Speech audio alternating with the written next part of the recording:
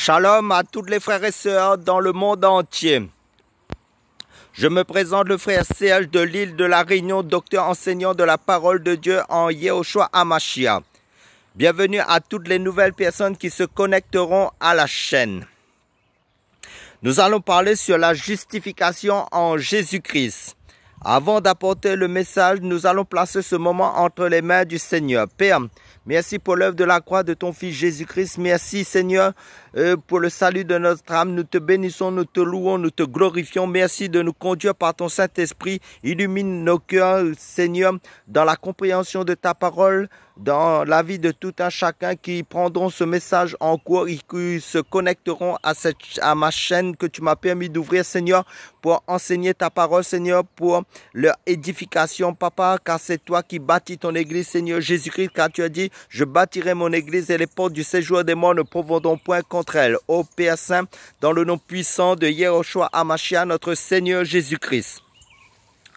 Donc, pour parler un peu de la justification, voyons un peu selon la Bible la définition de la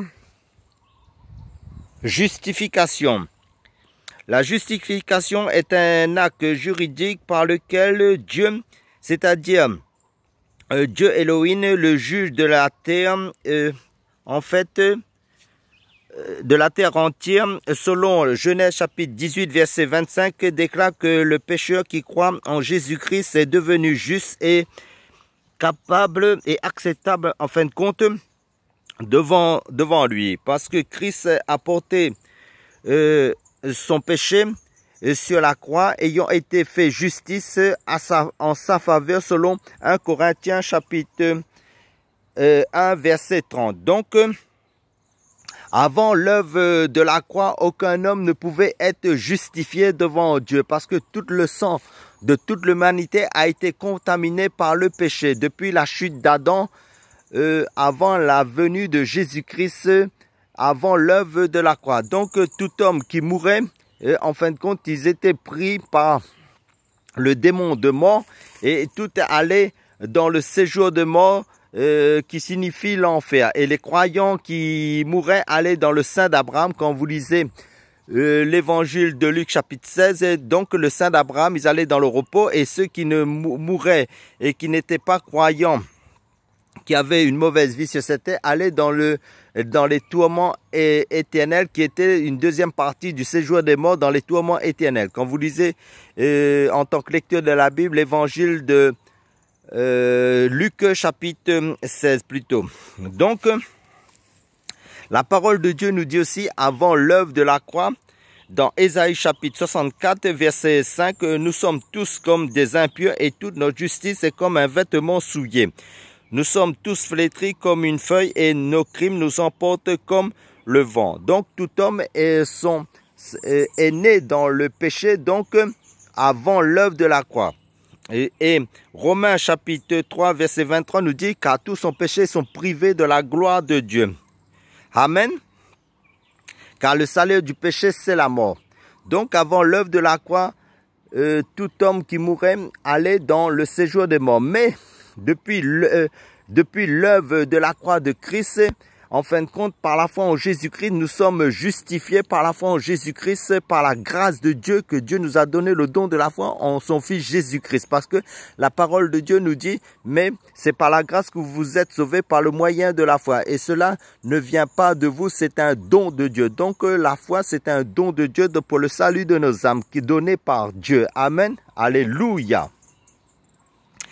Donc, pour continuer notre message, dans le livre de Galates chapitre 2 verset 16, il nous est dit néanmoins sachant que ce n'est pas par les œuvres de la loi que l'homme est justifié, mais par la foi en Jésus-Christ, nous aussi, nous avons cru en Jésus-Christ afin d'être justifiés par la foi en Christ et non par les œuvres de la loi. Ça veut dire quoi? Ça veut dire que avant l'œuvre de la croix, il y avait la loi qui était donnée aux Juifs, en fin de compte, c'était la loi mosaïque.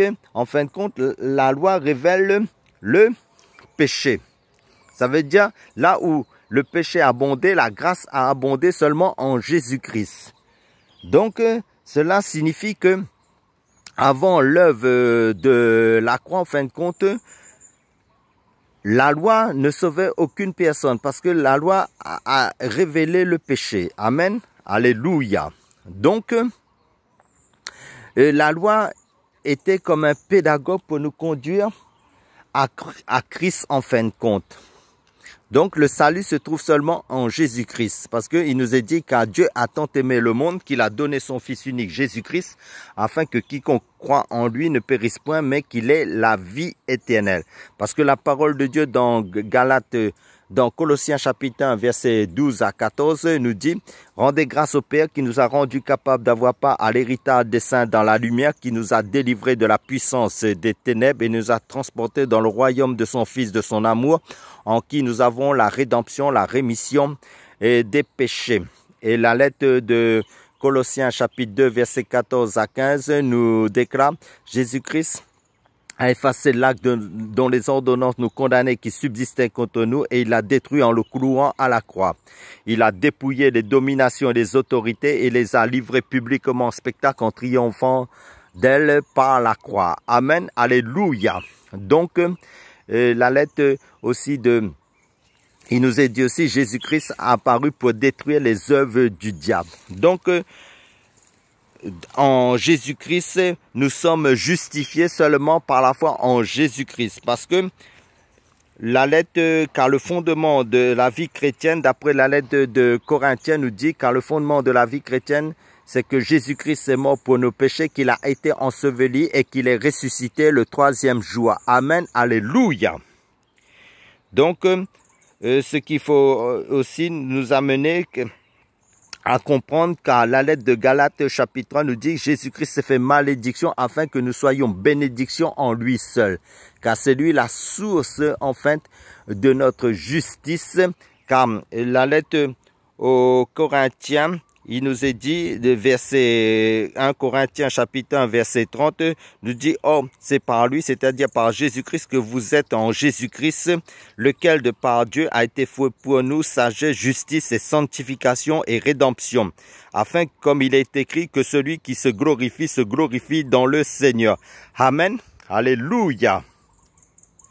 Donc, ce qu'il faut comprendre aussi, parce que le livre de Romains chapitre 4 verset 25, selon ma version de Bible, en fin de compte, nous dit lequel, c'est-à-dire Jésus-Christ, Yahushua HaMashiach, a été livré à cause de nos fautes et qui est ressuscité à cause de notre justification. Amen. Alléluia.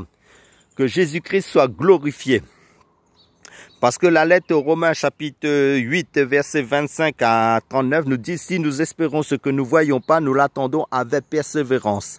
De même aussi, l'Esprit nous aide dans nos faiblesses car nous ne savons pas ce qu'il convient de demander nos prières. Mais l'Esprit lui-même intercède par des soupirs inexprimables et celui qui sont les cœurs connaît quelle est la pensée de l'Esprit. Car c'est selon Dieu qu'il intercède en faveur des saints. Nous savons du reste que toute chose concourt au bien de ceux qui aiment Dieu, de ceux qui sont appelés selon son dessein. Et ceux qu'il a connus d'avance, il les a aussi prédestinés à être à l'image de son Fils, afin que son Fils fût le premier-né entre plusieurs frères. Et ceux qu'il a connus d'avance, il les a aussi justifiés, et ceux qu'il a justifiés, il les a aussi, ceux qu'il a appelés, il les a aussi justifiés, et ceux qu'il a justifiés, il les a aussi glorifiés. Que dirons-nous dans toutes ces choses? Si Dieu est pour nous, qui sera contre nous? Lui qui n'a pas épargné son propre Fils, mais qui l'a donné pour nous tous, comment ne nous donnera-t-il pas toutes choses avec lui? Qui accusera les élus de Dieu? C'est Dieu qui justifie. Qui les condamnera? Christ est mort, bien plus, il est ressuscité, il est à la droite de Dieu et il intercède pour nous. Qui nous séparera de l'amour de Christ? Sera-ce la tribulation ou l'angoisse ou la persécution ou la faim ou la nudité ou l'épée? Selon qu'il est écrit, c'est à cause de toi qu'on nous met à mort tous les jours, qu'on nous regarde comme des brebis destinées à la boucherie. Mais dans toutes ces choses, nous sommes plus que vainqueurs par celui qui nous a aimés. Car j'ai l'assurance que ni la mort, ni la vie, les choses présentes, ni les choses à venir, ni les dominations, ni les puissances, ni la profondeur, ni la hauteur, ni aucune autre créature ne pourra nous séparer de l'amour de Dieu manifesté en Jésus-Christ notre Seigneur. Amen. Alléluia. Que Jésus-Christ soit glorifié, qui est notre justice. Donc, par la foi en Jésus-Christ, nous sommes justifiés seulement en Jésus-Christ. nous devons demeurer en Jésus-Christ dans la persévérance, quelles que soient les épreuves, quels que soient les combats, quelle que soit l'adversité qui peut subvenir dans nos vies et vivre en conformité à la parole de Dieu qui est Jésus-Christ lui-même. Donc, nous avons été justifiés par l'œuvre de la croix en Jésus-Christ, car il fallait un sang pur, un sang saint. Et Dieu lui-même s'est manifesté en chair sur cette terre. Il est venu nous racheter, nous adopter par l'œuvre de la croix. Donc, en Jésus, en présentant son sein au Père, qui est lui-même en fin de compte, parce que Jésus-Christ a plusieurs fonctions. Il est à la fois le Fils, il est à la fois, comme c'est dit dans Ésaïe chapitre 9, verset 5, car un enfant nous est né, un fils nous est donné, la domination reposera sur son épaule, on l'appellera admirable conseiller, Dieu puissant, Père éternel, Prince de la paix. Amen, alléluia. Donc nous devons demeurer dans l'œuvre de la croix parce que car Jésus-Christ est celui notre justification par la foi seulement en Jésus-Christ. Car dans le livre de Galates chapitre en fin de compte, dans le livre de Galates, il nous est dit en fin de compte, pour ce qui me concerne, loin de moi de me glorifier d'autre chose que de la croix de Christ, pour qui le monde est crucifié pour moi comme je le suis pour le monde. Amen, alléluia. Nous devons demeurer dans cette grâce que le Seigneur nous a donnée en son Fils Jésus-Christ, dans sa justice, car Jésus-Christ est notre trésor, Jésus-Christ est notre bon berger, Jésus-Christ est notre justice, Jésus-Christ est notre pain de vie, Jésus-Christ est l'alpha et l'oméga de notre vie. Jésus-Christ est le même hier, aujourd'hui et éternellement. Il ne change pas. Jésus-Christ est notre sauveur, le salut de notre âme. Par l'œuvre de la croix, ils ont acquis un salut éternel. Et amen. Soyez tous bénis à travers ces quelques paroles d'exhortation. À la prochaine vidéo.